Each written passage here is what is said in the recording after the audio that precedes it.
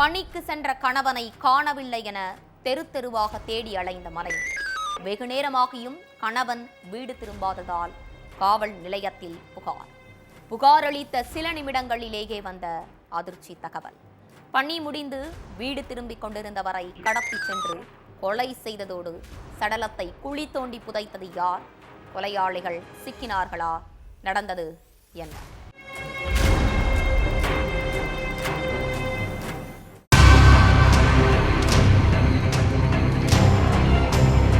வேலைக்கு போயிட்டு வழக்கமா ராத்திரி 8 மணிக்கெல்லாம் வீட்டுக்கு வந்துடுற கணவன் நரசிம்மலு நீண்ட நேரமாக்கியும் ஆளையே காணோம்னு வீட்டுல மனைவி விஜயலட்சுமி பதற்றத்தோட காத்துக்கிட்டு இருந்திருக்காங்க.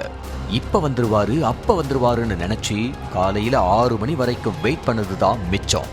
ஆனா நரசிம்மலு வீட்டுக்கு வரவே இல்லை.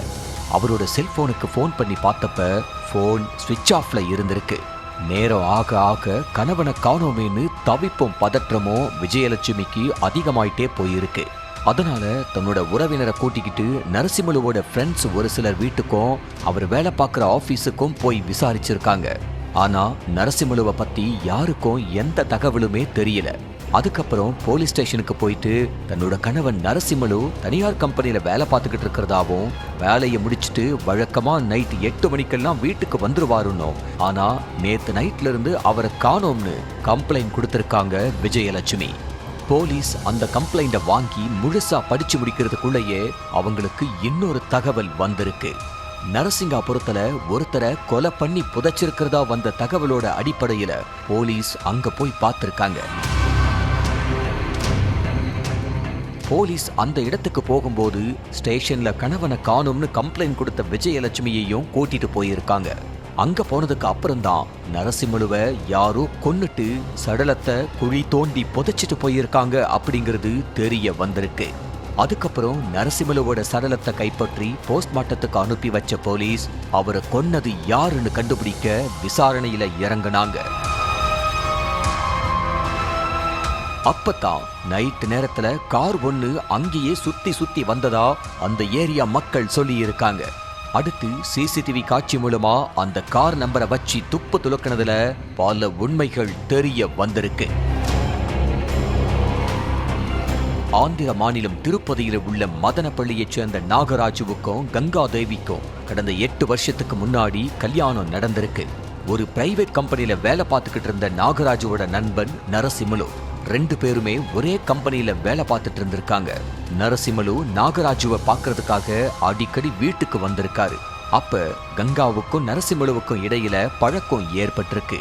கணவனோட ஃப்ரெண்டுங்கிற முறையில பேசி பழக ஆரம்பிச்ச கங்கா கொஞ்ச நாள் கழிச்சு கணவனுக்கே தெரியாம நரசிம்மலு கூட பேசி பழகிக்கிட்டு இருந்ததா சொல்லப்படுது. நரசிம்மலுக்கும் கங்காவுக்கும் இடையில இருக்கிற பழக்கம் ஒரு நாள் நாகராஜுவுக்கு தெரிய வந்திருக்கு.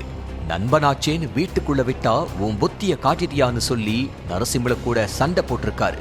அதே மாதிரி கஷ்டப்பட்டுட்டு வேலை பார்த்து உனக்கு சோறு போடுறது நானு, ஆனா எனக்கு தெரியாம நீ இந்த அசிங்கமான வேலை பார்த்துட்டு இருக்குன்னு கங்காவை கண்டிச்சிருக்காரு. எவ்வளவோ கத்தி கோவப்பட்டு சண்டை போட்டாலும் 2 பேருமே நாகராஜுவோட பேச்ச கேட்கிற மாதிரி தெரியல. இதனால கணவன் மனைவிக்கிடையில கடந்த 1 வருஷமாவே பிரச்சனை நடந்துகிட்டு இருந்திருக்கு. ஒரு கட்டத்துல கங்கா நாகராஜுவை விட்டு பிரிஞ்சு தன்னோட அம்மா வீட்டுக்கு போயிட்டாங்க. குடும்பத்தை சின்ன பின்னமாக்குன நரசிம்மலு மேல உச்சக்கட்ட கோபத்துல இருந்த நாகராஜு நரசிம்மலுவை கொலை செய்ய ஃப்ரெண்ட்ஸோட சேர்ந்து திட்டம் போட்டிருக்காரு. நைட்டு 8:30 மணிக்கு வேலை முடிச்சுட்டு பைக்ல போயிட்டு இருந்த நரசிம்மலுவை வழி மறிச்சு தாக்கி கார்ல ஏத்தி கடத்திட்டு போயிருக்காங்க. கிட்டத்தட்ட 2 மணி நேரத்துக்கு மேல கார்லயே சுத்திக்கிட்டு இருந்திருக்காங்க. காருக்குள்ள வச்சு நாகராஜுவும் அவனோட ஃப்ரெண்ட்ஸும் சேர்ந்து நரசிம்மலுவை சரமாரியா தாக்கி துன்புறுத்தி இருக்காங்க.